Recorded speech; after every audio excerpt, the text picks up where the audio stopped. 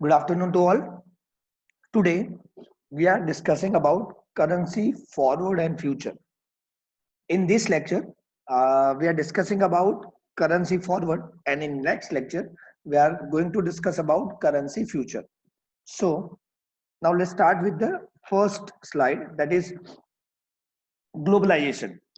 So globalization of a business has made financial decision complex as the framework for decision making is not confined to single or domestic currency and instead involve wider understanding of global markets, awareness about the global economic condition, and intricacy of the behavior of the exchange rate. Now, when you are doing the business globally, globally means if you are doing business in more than one country, that is called globalization. So in a globalized area, that is called MNC also, a company which is doing a business in more than one country, that is called MNC, multinational company. So MNC have facing the problem of globalization. Because of this globalization, uh, you have a many problems that can be arise during your business globally. Which type of problem can arise? There is a problem of exchange rate, currency fluctuation, and understanding of global market. Say for example, if you are doing a business in domestic in your country, so there is no much problem because you have an idea about the economical condition of your country. You there is only one single currency in a domestic business, so domestic business में ऐसा कोई problem नहीं होता है, generally ज्यादा problem नहीं आते. But जब आप internationally business करते हो तो उसमें बहुत सारे रिस्क है, जैसे कि understanding of the global market. आप आपको ग्लोबल मार्केट को समझना पड़ेगा कि डिमांड एंड सप्लाई क्या है. देन इकोनॉमिकल कंडीशन, आप जो कंट्री में बिजनेस करना चाहते हैं या बिजनेस कर रहे हैं वो कंट्री का इकोनॉमिकल कंडीशन क्या है, that you have to understand. And you have to understand exchange rate also, because there is exchange rate risk while you are doing a business internationally. So globalization, due to globalization many problem arise, and you have to tackle this problem uh, for doing a good business. Then foreign exchange risk.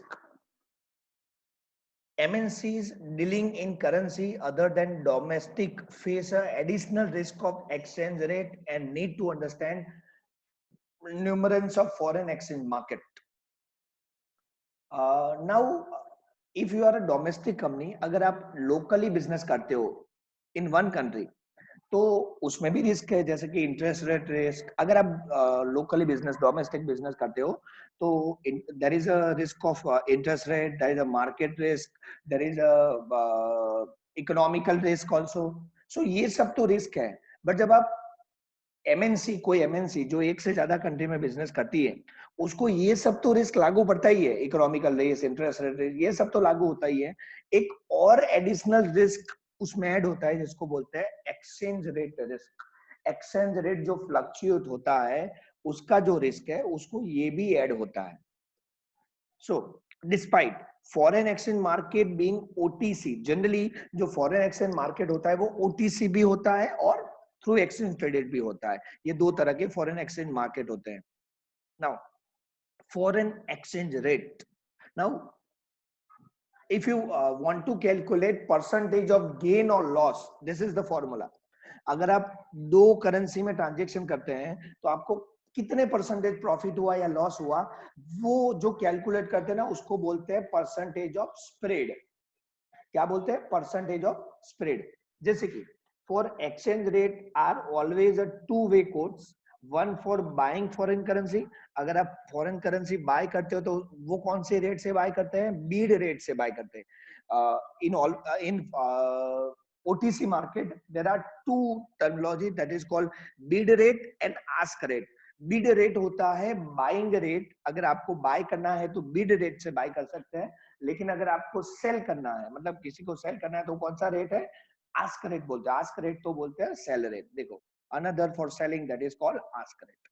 So percentage of spread is equal to ask rate मतलब selling rate minus bid rate that is buying rate divided by mid rate. Mid rate मतलब ask rate और bid rate का average, ask rate और bid rate जो होता है उसका average, उसको बोलते हैं मिड रेट, इनटू 100, ये जो आंसर आता है, the difference between the ask and Beed rate is the profit for the bank, call spread. ये जो आपने परसेंटेज ऑफ स्प्रेड फाइंड किया, ये क्या है कि बैंक को कितने परसेंटेज प्रॉफिट हुआ या कितने परसेंटेज क्या हुआ लॉस, ये आपको मिलेगा ये परसेंटेज ऑफ स्प्रेड से। जनरली ये फॉरेन एक्सचेंज का, ये एक्सचेंज का जो करेंसी का एक्सचेंज करते हैं वो जनरली बैंक थ्रू ज्यादा होता है, इसलिए यहाँ पे बैंक का नाम दिया है। तो बैंक को कितना फायदा हुआ, करेंसी का ट्रांजेक्शन किया किसी के साथ, तो बैंक को कितना फायदा हुआ परसेंटेज में, उसके गिनने के लिए परसेंटेज ऑफ स्प्रेड का फॉर्मूला है। Then forward rate, forward contract in a foreign exchange like any other forward contract fix the exchange rate today for settlement of some future date। Forward contract क्या होता है कि आज हम कोई एक कॉन्ट्रैक्ट करते हैं जिसमें एक्सचेंज रेट आज डिसाइड करते हैं कि कौन सी रेट से हम करेंसी एक्सचेंज करने वाले हैं, ठीक है। एक्सचेंज रेट हम आज डिसाइड करते हैं, बट ये सेटल होता कब है, फ्यूचर में। सपोज हमने कोई बैंक के साथ कॉन्ट्रैक्ट किया कि after 3 months I will by the dollar at a rupees of 75। Suppose हमने ऐसा कोई कॉन्ट्रैक्ट किया कि after 3 months I will buy few quantity of dollar at the rate of 75। देखो आज हमने प्राइस भी डिसाइड कर दिया, टाइम पीरियड भी डिसाइड किया, लेकिन ये एग्जीक्यूट कब होगा, after 3 month in future. This is called forward contract. Now, foreign currency at a premium or discount means that forward rate is higher or lower than the spot rate। हाँ, ये भी हो सकता है कि अगर आपको ये जानना है कि फॉरेन करेंसी में प्रीमियम है या डिस्काउंट है, प्रीमियम मतलब फायदा, उसका वैल्यू ज्यादा, या डिस्काउंट का मतलब उसका वैल्यू कम है।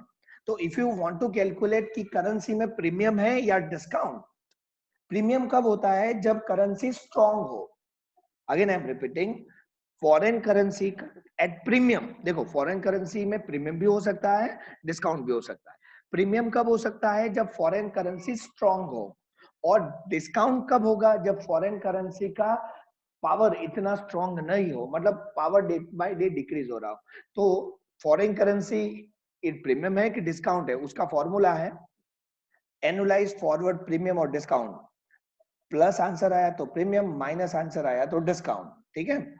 फॉर्मूला क्या है, फॉरवर्ड रेट, फॉरवर्ड रेट मतलब फ्यूचर रेट, मिड, मिड का मतलब होता है एवरेज, आस्क और बीड का एवरेज, उसको मिड बोलते हैं।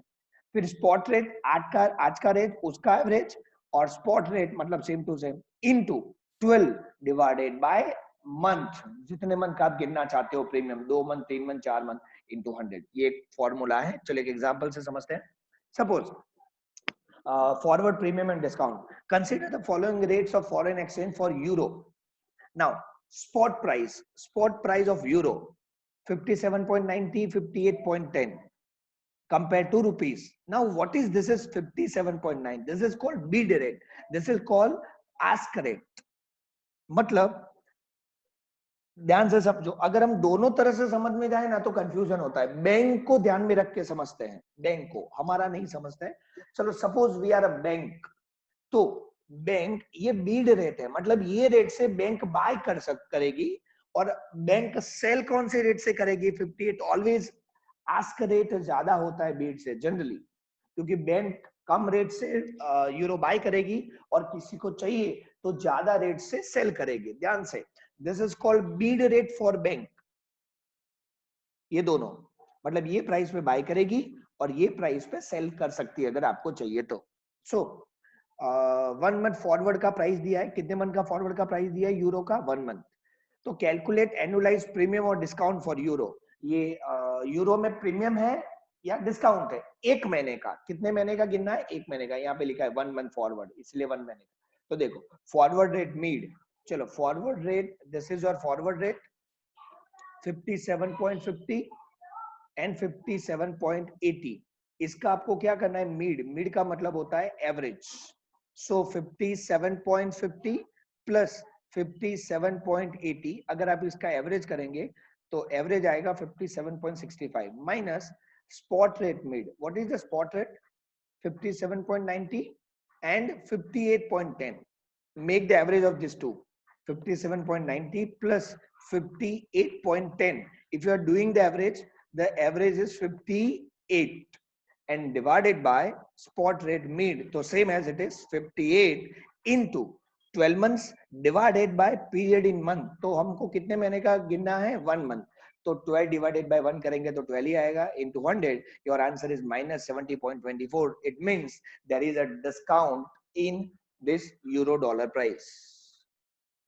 Clear? Minus I इसलिए discount. Plus आता so it's a premium. So this way you can calculate forward premium and discount. Now what is exactly forward contract in currency? So forward contract, as we discussed earlier, forward contract are settled at a later date but at the rate negotiated in advance. Forward contract एक ऐसा contract है जो future में negotiate होता है या future में execute होता है, बट उसका रेट हम अभी से डिसाइड कर लेते हैं. These rates are usually available in advance for the whole number of month. ये रेट ऑलरेडी एडवांस में अवेलेबल होते हैं for whole number of the month. Whole number of the month का मतलब है 1 महीने का फॉरवर्ड, 2 महीने का या 3 महीने का. ऐसे कभी 1.5 मंथ, 1.5 महीने का कॉन्ट्रैक्ट होता नहीं है. ठीक है, ये स्टॉक मार्केट में ऑलरेडी अवेलेबल होता है या बैंक में भी अवेलेबल है. अगर आप ओटीसी करना चाहते हो डायरेक्टली विद द बैंक, अगर आप फॉरवर्ड कॉन्ट्रैक्ट करना चाहते हो, हाँ, currently we are discussing forward contract, तो हम अभी एक्सचेंज की बात नहीं करेंगे. तो अगर आप बैंक के साथ कॉन्ट्रैक्ट करना चाहते हो तो ये रेट बैंक में अवेलेबल होते हैं, bid rate and ask rate, दोनों अलग अलग है. Forward contract provide hedge against the foreign exchange rate. ये फॉरवर्ड कॉन्ट्रैक्ट है वो हेजिंग प्रोवाइड करते हैं. हेजिंग मतलब it's reduce the risk against the foreign exchange risk which importer and exporter face. Importer या एक्सपोर्टर को जो भी रिस्क है उसको रिड्यूस करता है. चलो, importer fear depreciation of local currency while exporter fear appreciation of local currency. Read again and understand this one. Importer fears depreciation of local currency. Why importer fear depreciation of local currency? Because importer import the goods, so importer have to pay to foreigners in dollar. Suppose we are importing something from USA, from America, so we have to pay in dollar. तो यहाँ पे क्या लिखा है देखो, importer fear a depreciation of local currency. अगर local currency depreciate होगी तो फॉरेन करेंसी क्या होगी? Appreciate. Again I am repeating, local currency depreciate होगी तो फॉरेन करेंसी क्या होगी? एप्रिशिएट. इसका मतलब अगर फॉरेन करेंसी एप्रिशिएट हुई तो किसको रिस्क है? इंपोर्टर को, बिकॉज इंपोर्टर हैव टू पे मोर. जनरली अगर हमने यूएसए से इंपोर्ट किया है अमेरिका से, तो हमको डॉलर में पे करना है. अगर डॉलर का वैल्यू इंक्रीज हुआ तो हमको ज्यादा पे करना पड़ेगा ना. तो obviously importer have a fear of appreciation, depreciation of local currency and appreciation of foreign currency, while exporter fear appreciation of local currency. Appreciation of local currency इसका मतलब है depreciation of foreign currency. तो exporter को क्या risk होता है? Depreciation of foreign currency. मतलब foreign की करेंसी डेप्रिसिएट होती है तो उसको लॉस होता है, बिकॉज पैसा उसको मिलने किसके वाला है? डॉलर में मिलने वाला है. तो अगर डॉलर में मिला और वैल्यू कम हो गई डॉलर की तो नुकसान होगा ना. So remember this, importer fear a depreciation of local currency while exporter fears appreciation of local currency. Now what is swap transaction? I hope you know swap means you are taking advantage of two market pricing, mispricing. You are taking the advantages of two market prices, that is called swap transaction. यहाँ पे लिखा है swap transaction consists of two legs, usually one spot and another forward. The contract are equal in size but opposite to one another. देखो forward contract क्या होता है? Swap transaction. Swap transaction में ये बताते हैं कि स्वैप ट्रांजेक्शन में एक स्पॉट मार्केट में कॉन्ट्रैक्ट करते हो और एक फॉरवर्ड मार्केट में कॉन्ट्रैक्ट करते हो. कॉन्ट्रैक्ट का साइज भी सेम है, टाइम पीरियड भी सेम है, बट एक दूसरे से ऑपोजिट होता है. Again I am repeating, swap transaction में आप एक कॉन्ट्रैक्ट स्पॉट मार्केट से करते हो और एक कॉन्ट्रैक्ट फॉरवर्ड से करते हो. सपोज आपने स्पॉट मार्केट में बाय किया तो फॉरवर्ड में हम क्या करेंगे? सेल. सपोज आपने स्पॉट में सेल किया तो फॉरवर्ड मार्केट में से क्या करेंगे? बाय. यहाँ पे लिखा है देखो, अ स्पॉट बाय मतलब स्पॉट मार्केट, अभी जो करंट मार्केट चल रहा है उसमें से बाय करो, और फॉरवर्ड मार्केट जो है बैंक में जाके उसको क्या कर दो, सेल। सपोज आपको लगा ऐसा क्यों कर सकते हैं, सपोज स्पॉट मार्केट में प्राइस कम है और फॉरवर्ड मार्केट में प्राइस ज्यादा है डॉलर की। Suppose we want to buy a dollar, तो स्पॉट मार्केट में डॉलर की प्राइस कम है लेकिन फॉरवर्ड मार्केट में डॉलर की प्राइस ज्यादा है, तो स्पॉट मार्केट में से डॉलर बाय करो और फॉरवर्ड मार्केट मतलब बैंक को जाके सेल कर दो, तो you will get a profit. और अगर स्पॉट मार्केट में ज्यादा है और फॉरवर्ड में कम है, तो स्पॉट मार्केट में सेल करो, तो बाय कहां से करोगे, फॉरवर्ड मार्केट, फॉरवर्ड मतलब बैंक के पास से। तो simple, this way you can use a swap and get a profit. Then swap transaction, a swap transaction is a cheaper than equivalent combination of spot and outward forward contract।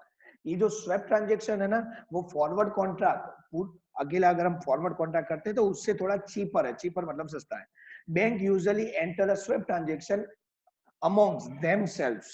ध्यान से समझना, generally bank एक दूसरे bank के साथ contract करती है ना, एक बैंक दूसरे बैंक के साथ जब कॉन्ट्रैक्ट करती है तो जनरली स्वैप ट्रांजेक्शन करती है, लोकल में से बाय करके फॉरवर्ड में सेल करना। But with the customer the bank enter into a forward contract.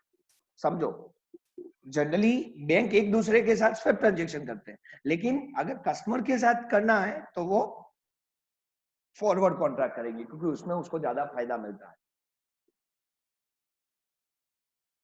Now option forward, forward contract are fixed date contract, as you know, forward contract are fixed date contract। Option forward contract provide a time window called option period during which commitment under a forward contract can be filled। ये option contract, option forward क्या है, ये first time terminology आई है। Option forward contract ये होता है कि आपको एक टाइम पीरियड दिया होता है, ऐसा नहीं कि फिक्स टाइम, आपको 2 महीने का 3 महीने का एक टाइम है, वो टाइम पीरियड में आप कभी भी वो कॉन्ट्रैक्ट को आप फुलफिल कर सकते हैं।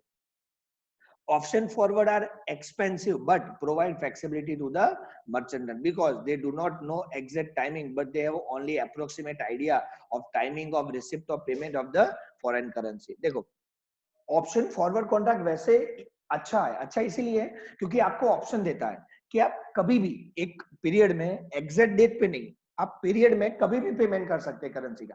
क्योंकि क्या होता है, देखो हमने बैंक के साथ कॉन्ट्रैक्ट किया है कि on this day I will pay, we will pay you the dollar, but जहां से हमने डॉलर बाय किया है वहां से मिलना भी चाहिए ना, कोई प्रॉब्लम हो गया तो ये जो ऑप्शन फॉरवर्ड कॉन्ट्रैक्ट है वो आपको विंडो देता है कि वो विंडो में, वो डेट के बीच में आप कभी भी पेमेंट कर सकते हैं अगर कोई फ्लेक्सिबिलिटी आया तो, बट ये थोड़ा कॉस्टली है।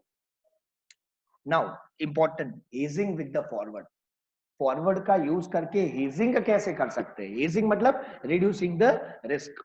Now currency forward is an agreement to buy और सेल। करेंसी फॉरवर्ड क्या है, currency forward is an agreement to buy और sell foreign currency in exchange of domestic currency on a specified date in a future but an exchange rate determine today.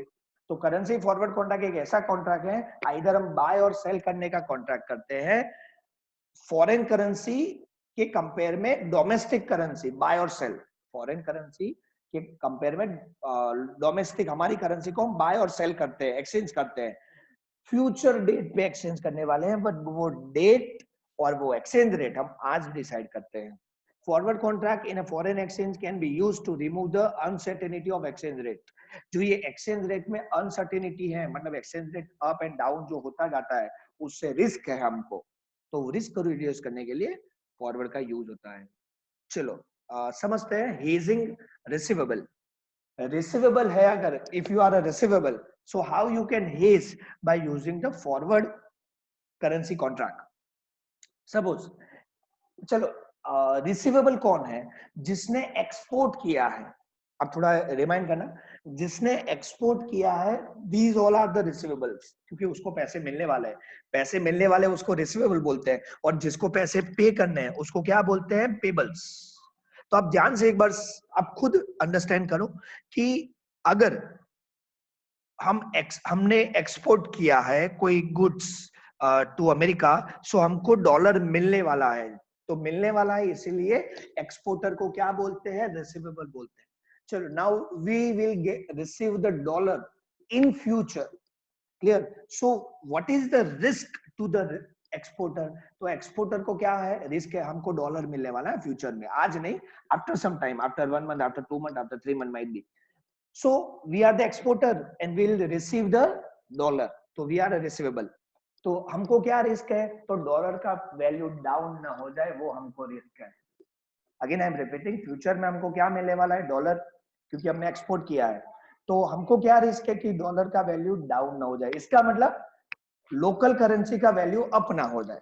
Dollar का value down होगा तो local currency का value up होगा ना, तो dollar का value down ना हो जाए, फॉरेन करेंसी का डेप्रिसिएशन ना हो जाए।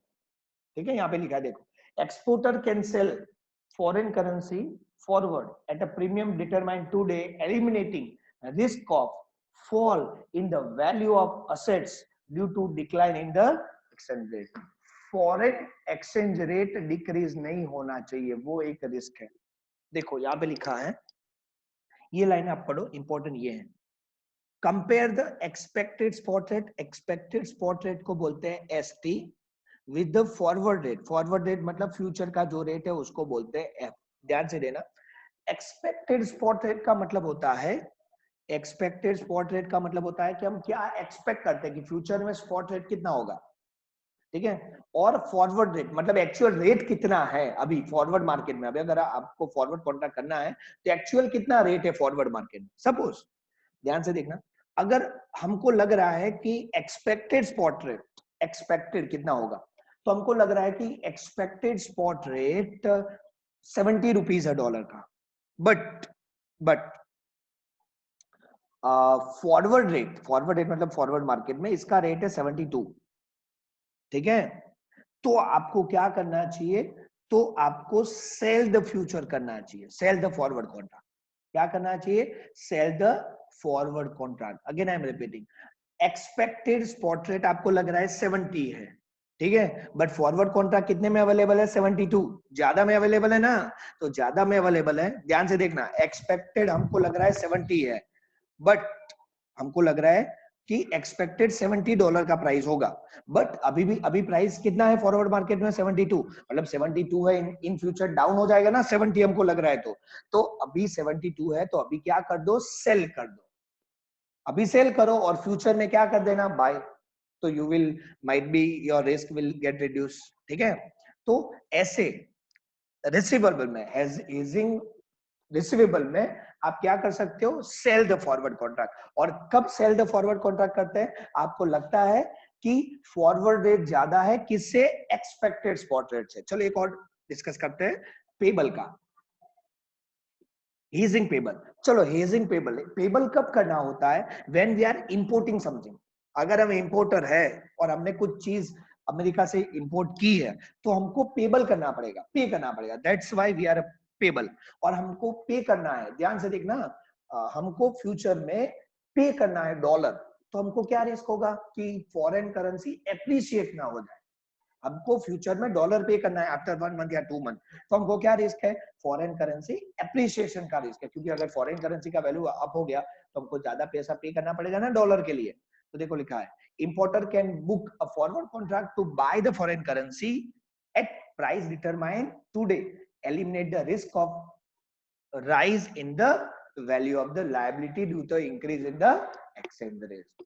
उसको क्या रिस्क है, एक्सचेंज रेट इंक्रीज होने का रिस्क है।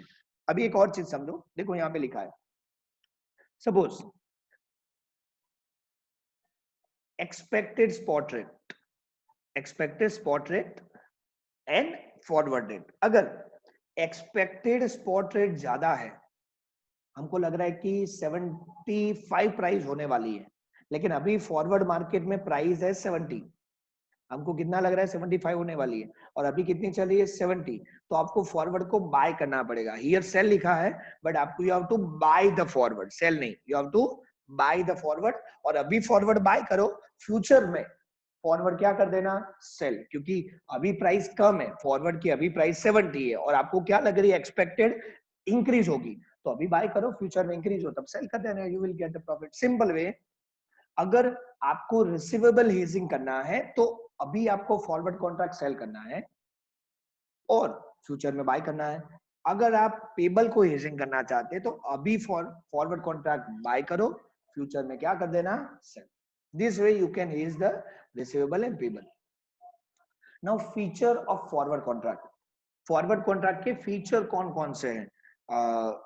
Number one, OTC. This is OTC market because this is the forward contract, not through stock exchange. This is called OTC market. Second, settle with delivery. इसको settle करना है तो क्या करना होता है? Delivery लेनी पड़ती है. और might be you can also set your margin. जरूरी नहीं है कि डिलीवरी लेनी हो. अगर आपने सिर्फ प्रॉफिट के लिए, स्पेकुलेशन के लिए फॉरवर्ड कॉन्ट्रैक्ट का यूज किया है तो आपको पैसे मिल जाएंगे. अगर आपको प्रॉफिट हुआ है तो, लॉस हुआ है तो you have to pay. Then independent from the underlying contract. ये अंडरलाइंग कॉन्ट्रैक्ट से इंडिपेंडेंट है, कोई इसका डिपेंडेंट नहीं है. And bearing a counter party risk. Counter party का रिस्क बियर करता है. बियर मतलब कम करता है. एक और चीज है, काउंटर पार्टी रिस्क अगर बात करें तो काउंटर पार्टी के रिस्क में इसमें एक रिस्क है, ये जो बात करें वो ये भी है कि हमने जिसके साथ कॉन्ट्रैक्ट किया है उसका भी एक रिस्क है कि वो पैसा देगा या नहीं देगा, है ना. फॉरवर्ड कॉन्ट्रैक्ट में सबसे बड़ा रिस्क क्या है कि हमने जो पार्टी के साथ कॉन्ट्रैक्ट किया है, फॉरवर्ड कॉन्ट्रैक्ट करेंसी का, वो टाइम पर अगर उसको नुकसान होने वाला है, सपोज हमने फॉरवर्ड कॉन्ट्रैक्ट किया और उसको नुकसान हो रहा है, तो उस दिन वो पेमेंट करेगा नहीं करेगा, वो भी ये रिस्क है. ये रिस्क एक्सचेंज थ्रू जो कॉन्ट्रैक्ट करते हैं उसमें होता नहीं है, बट यहाँ पर तो वो रिस्क है. क्लियर? तो वो भी एक रिस्क है.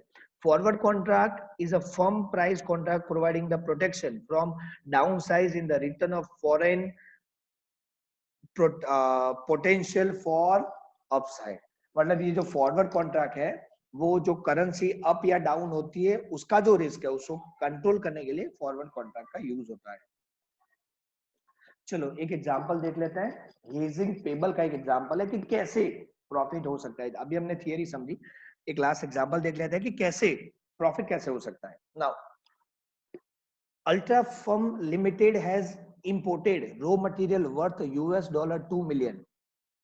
2 मिलियन का इंपोर्ट किया है $, इतने का मटेरियल इंपोर्ट किया है. मतलब अल्ट्रा फर्म जो है उसको $2 मिलियन पे करने पड़ेंगे. $2 मिलियन क्या करने पड़ेंगे? पे. For which payment is due after 3 months. After 3 months के बाद $2 मिलियन पे करने पड़ेंगे. Now these are the rates. Spot rate of $, 47. This is bid rate. मतलब हम बाय करना है तो ये रेट, हमारे बैंक के लिए बाय करने के लिए रेट, बैंक का रेट है ये. देखो बैंक का रेट है बाय द बैंक. ये बैंक का बाइंग रेट है और बैंक का सेलिंग रेट है. ठीक है. और 3 मंथ फॉरवर्ड मार्केट का रेट कितना है? ये बिड रेट है और ये आस्क रेट है. Now firm is expecting appreciation of $. Firm को क्या लग रहा है कि $, अब जाएगा more than 5% in 3 months. So question क्या पूछा है? Should it hedge is payable? Hedging कर सकते हैं. What rate would be pay by it if decide to hedge? और अगर आप हेजिंग करेंगे तो कितना पेमेंट करेंगे? और third question, what will be the gain और loss if the actual spot rate after 3 months turn out to be? दो ऑप्शन दिए. अगर 3 महीने के बाद ये स्पॉट रेट हुए, ये पहला ऑप्शन है 46.50 बिड रेट और 47 आस्क रेट, और दूसरा option 49.30 bid rate and 49.85 ask rate. अगर हुआ तो कितना प्रॉफिट और लॉस होगा? तो पहले क्वेश्चन का आंसर दे दूं, यस हेजिंग पॉसिबल है. देखो यहाँ पे लिखा है the forward rate indicate appreciation of dollar in 1% in 3 months while the firm firm कितना expect करे? 5% appreciate होगा. तो but obviously हमको 4% का प्रॉफिट होने वाला है तो हेजिंग पॉसिबल है. अभी हम कितने में, दूसरा क्वेश्चन क्या है? What rate would be paid? हम कितने रेट पे बाय करेंगे? अभी ध्यान से समझो. हम फॉरवर्ड कॉन्ट्रैक्ट पेबल को हेजिंग करना है. पहले ये भी बता दो, अगर आपको पेबल का हेजिंग करना है तो पहले फॉरवर्ड कॉन्ट्रैक्ट क्या करना है? बाय. चलो हमको फॉरवर्ड कॉन्ट्रैक्ट बाय करना है, ये उसका प्राइस है. ये बैंक का बिड रेट है और ये आस्क रेट है. अगर हमको बाय करना है ना तो 48 में बाय करना होता है. हमको रिवर्स होता है. हमको बाय करना है तो 48 और हमको सेल करना है तो 47.50. ठीक है. तो हम कितने रुपीस पे बाय करेंगे? बैंक के पास $1, 48 rupees. So we buy, firm buy $2 million at forward rate of 48 rupees पे बाय करेंगे. ठीक है. तो नाउ थर्ड का answer, what would be the gain और लॉस? चलो पहला सिनेरियो लेते हैं कि अगर इतना प्राइस हुआ 46.50 to 47 तो क्या प्रॉफिट और लॉस होगा? चलो ध्यान से समझो. If the spot rate at the end of 3 months would be 46.50 to 47, the firm could fulfill its requirement at 47. चलो ये रेट हुआ, ध्यान से देखना. तो हमने 47 में क्या किया है, बाय. ठीक है. अभी इसका रेट कितना है, 47. देखो अभी 47 हो गया. क्लियर. तो कितने रुपीस का नुकसान होगा, 1 रुपीस. ध्यान से देखना, हमने कितने रुपीस में बाय किया है, 48 रुपीस. बट आफ्टर 3 मंथ उसका प्राइस कितना हो गया, 47. तो हमने 48 में बाय किया है लेकिन 47 हो गया, तो हमको नुकसान कितने रुपीस का होगा, 1 रुपीस. तो 1 रुपीस पर डॉलर, 1 रुपीस पर डॉलर. ऐसे कितने डॉलर हमने बाय किए थे, 2 मिलियन डॉलर. 2 मिलियन का मतलब है 20 लाख. तो हमको 20 लाख रुपीस का नुकसान होगा. पर डॉलर हमको 1 रुपीस का नुकसान होगा. ध्यान से, हमने 48 में बाय किया था, 47 प्राइस हो गया, कम हो गया. हमको क्या लगा था, एप्रिशिएट होने वाला है. हमको ऐसा था कि प्राइस इंक्रीज होगा, पर ये तो प्राइस डिक्रीज हो गया, 48 की जगह पे 47. तो 1 रुपीस पर डॉलर. ऐसे कितने डॉलर है, 2 मिलियन. 2 मिलियन मतलब 20 लाख डॉलर है. तो 20 लाख डॉलर पर 1 रुपीस का नुकसान, तो आपको 20 लाख का नुकसान होगा, लॉस. चलो अगर अप हुआ तो अभी ध्यान से देखना, हमने कितने में बाय किया था, 48, लेकिन कितना हुआ, 49.85. अप हुआ ना, कितना अप हुआ, तो 1.85 अप हुआ. इनटू हमने कितने डॉलर बाय किए, 2 मिलियन. तो हमको 3.70 मिलियन मतलब 37 लाख का क्या होगा, profit. Clear. So this way you can calculate whether you will get profit or loss while doing hedging the payables. And also you can calculate the receivable also. Now this is the last cost of forward hedge. So formula is cost of hedging is equal to premium or discount is equal to F1 minus SO. F1 matlab future, SO matlab spot rate divided by SO, or a real cost of forward hedge is equal to F1 future rate, S1 that is future spot rate, and divided by SO matlab current spot. Clear. So this way you can use hedging for reducing the risk.